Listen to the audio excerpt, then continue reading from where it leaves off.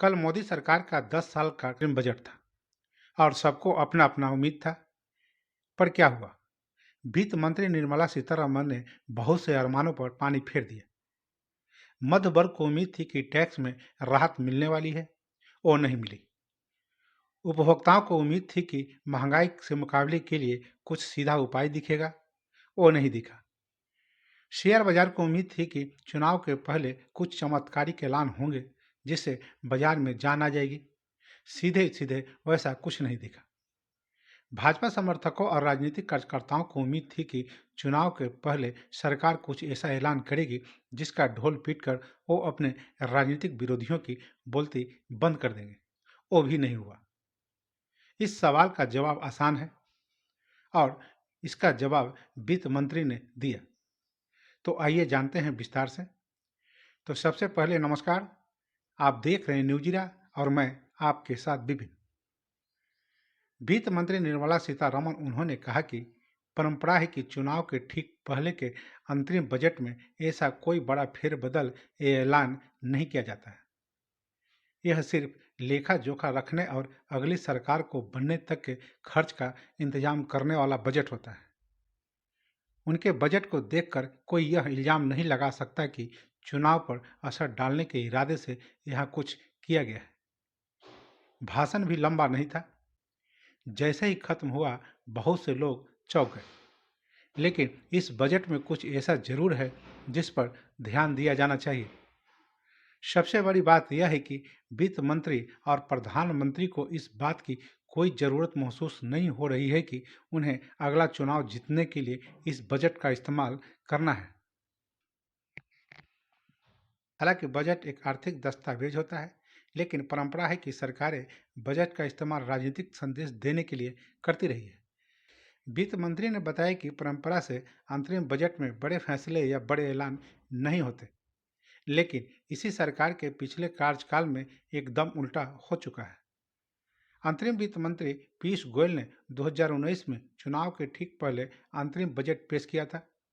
उन्होंने न सिर्फ टैक्स दरों में बदलाव किया था, बल्कि प्रधानमंत्री किसान सम्मान योजना का ऐलान भी किया था, यानी कि हर किसान के खाते में 6,000 रुपये डालने की योजना।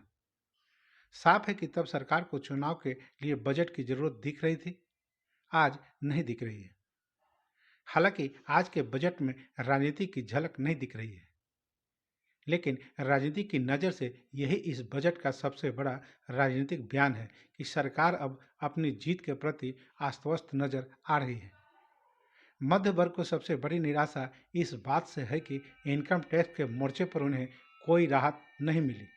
लेकिन याद रखना चाहिए कि वित्त मंत्री ने उनका और उनकी उम्मीद का जिक्र किया, यानी कि अभी चुनाव के बाद वाले बजट में कुछ भी होने की उम्मीद बनी रह सकती है। मध्य वर्ग को राहत इस बात से भी मिलनी चाहिए कि अर्थशास्त्रियों की नज़र में यह बजट महंगाई से मुकाबले की जमीन बना रहा है। हो सकता है कि ग्रोथ के मोर्चे पर कुछ ढीले दिखे, लेकिन सरकारी खर्च और सरकारी घाटे पर जिस तरह से लगाम कसती दिख रही है वो बहुत कुछ कहता है। इनकम टैक्स के 10 साल पुराने मामलों में 25,000 रुपये तक का बकाया माफ करने का ऐलान बड़ी संख्या में लोगों के लिए राहत ही नहीं लाएगा, बल्कि इनकम टैक्स विभाग और उनके सिस्टम की सफाई में भी मददगार साबित होगा। इसी तरह विदेश घूमने जाने वालों को राहत की खबर है कि 7 लाख के खर्च पर अब पहले टैक्स नहीं भरना होगा। शहरों में किराए के घरों में जिंदगी बिता रहे परिवारों के लिए राहत देने वाली स्कीम का सिर्फ यह नाम लिया गया है, लेकिन जब इस स्कीम का ब्यौरा आएगा तो हो सकता है कि बजट में जिस राजनीतिक रेवड़ी का इंतजार हो रहा था वह यहीं छिपी हो। यह स्कीम चुनावी कार्ड भी साबित हो सकती है। इसी तरह मुफ्त बिजली के दौर में अपनी छत पर सौर ऊर्जा संयंत्र लगाने वालों को 300 यूनिट मुफ्त बिजली का ऐलान उस राजनीति का काट भी बन सकता है। दो ऐलान ऐसे हैं जिन पर नज़र रखनी चाहिए और जो लंबे दौर में भारत के लिए बड़े फायदे का कारण बन सकते हैं। एक, इनोवेशन के लिए कंपनियों को 50 साल का ब्याज मुक्त कर्ज देने के लिए 1 लाख करोड़ रुपए देने का ऐलान, और दूसरा, राज्य सरकारों को पर्यटन सुविधाएं बढ़ाने के लिए ब्याज मुक्त कर्ज देने की योजना। यह दोनों योजनाएं कुछ वैसी दूरदर्शी वाली योजनाएं हैं जैसा आज़ादी के बाद भारत में अंतरिक्ष और परमाणु अनुसंधान का काम शुरू करने का फैसला था। इनका असर दिखने में उतना तो नहीं, मगर काफ़ी वक्त लगेगा। लेकिन फिर यह साबित लंबे समय तक फल देने वाला पेड़ रोपने जैसा काम है। तो बस अभी के लिए इतना ही। तो हमें आज्ञा दीजिए। नमस्कार।